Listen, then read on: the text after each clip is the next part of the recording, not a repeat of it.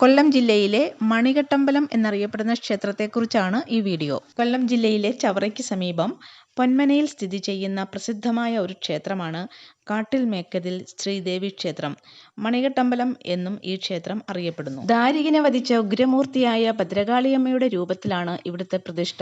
കാട്ടിലമ്മയുടെ അടുക്കലെത്തി ക്ഷേത്രത്തിൽ നിന്നും പൂജിച്ചു വാങ്ങുന്ന മണി കെട്ടിയാൽ ഏതാഗ്രഹവും നടക്കുമെന്നാണ് വിശ്വാസം. വിളിച്ചാൽ വിളിപ്പുറത്തെത്തുന്ന അമ്മയോട് മനസ്സിലെ ആഗ്രഹം പറഞ്ഞ് ക്ഷേത്രമുറ്റത്തെ പേരാലിൽ ഭക്തജനങ്ങൾ കെട്ടുന്ന ഓരോ മണിയും ഓരോ സ്വപ്നങ്ങളാണ്.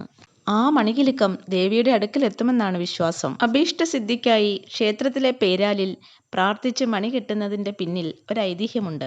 ഒരിക്കൽ വൃശ്ചിക മഹോത്സവത്തിന് കൊടിയേറിയ സമയത്ത് അതിൽ നിന്നൊരു മണി താഴെ വീണു. ഇത് കണ്ട ക്ഷേത്ര പൂജാരി ആ മണിയെടുത്ത് തൊട്ടടുത്തുള്ള പേരാലിൽ കെട്ടി. അതിനുശേഷം അദ്ദേഹത്തിൻ്റെ ജീവിതത്തിൽ പ്രതീക്ഷിക്കാത്ത അഭിവൃദ്ധി ഉണ്ടായി. കൂടാതെ ദേവീ പ്രശ്നത്തിൽ പേരാലിൽ മണി കെട്ടുന്നത് ദേവീപ്രീതിക്ക് ഉത്തമമാണെന്ന് കാണുകയും ചെയ്തു. ക്ഷേത്ര ശ്രീകോവിലിൽ നിന്ന് പൂജിച്ചു തരുന്ന മണിയുമായി പേരാലിനെ 7 തവണ പ്രദക്ഷിണം വയ്ക്കുക. അതിനുശേഷം ദേവിയെ മനസ്സിൽ ധ്യാനിച്ച് ആലിൻ്റെ കൊമ്പിലോ ആലിൽ കെട്ടിയിരിക്കുന്ന ചുവന്ന ചരടിലോ കെട്ടുന്നതാണ് ആചാരം. ഒരാൾക്ക് എത്ര മണി വേണമെങ്കിലും കെട്ടാം. 7 മാസമോ 7 ആഴ്ചയോ 7 ദിവസമോ തുടർച്ചയായി മണി കെട്ടിയാൽ ഏതാഗ്രഹവും സഫലമാകും എന്നാണ് അനുഭവസ്ഥർ പറയുന്നത്. ആഗ്രഹം സാധിച്ച ശേഷം ദേവിക്ക് ക്ഷേത്രമുറ്റത്ത് പൊങ്കാലയിടുന്ന പതിവുമുണ്ട്. ക്ഷേത്രത്തിന്റെ ഒരു വശത്ത് അറബിക്കടലും മറുവശത്ത് TS കനാലുമാണ്. ശങ്കരമംഗലത്ത് നിന്നും കോവിൽത്തോട്ടം റോഡ് വഴി 3 കിലോമീറ്റർ സഞ്ചരിച്ചാൽ കൊട്ടാരത്തിൽ കടവിൽ എത്തിച്ചേരും. അവിടെ നിന്ന് ക്ഷേത്ര ഭരണസമിതി ഏർപ്പെടുത്തുന്ന ജങ്കാർ മാർഗം ക്ഷേത്രത്തിൽ എത്തിച്ചേരാം. ഭഗവതിയുടെ ഏറ്റവും വിശിഷ്ടമായിട്ടുള്ള ഒരു നിവേദ്യമാണ് ചതുർശതം.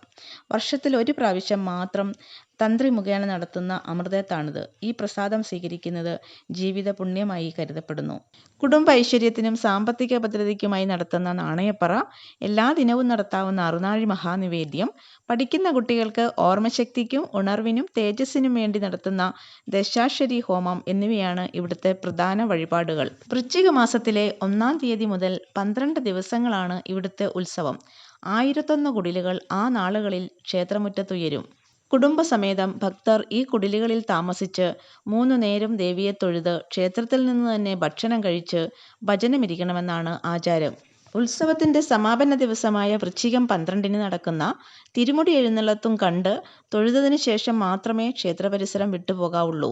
ഈ 12 ദിവസവും ഓരോ കുടിലിലും സന്ധ്യയ്ക്ക് വിളക്ക് തെളിയിക്കാറുണ്ട്. ഗണപതി ഭഗവാൻ, ദുർഗാദേവി, മാടൻ തമ്പുരാൻ, യക്ഷിയമ്മ, നാഗദൈവങ്ങൾ, യോഗീശ്വരൻ തുടങ്ങിയവരാണ് ഇവിടുത്തെ ഉപദേവതമാർ.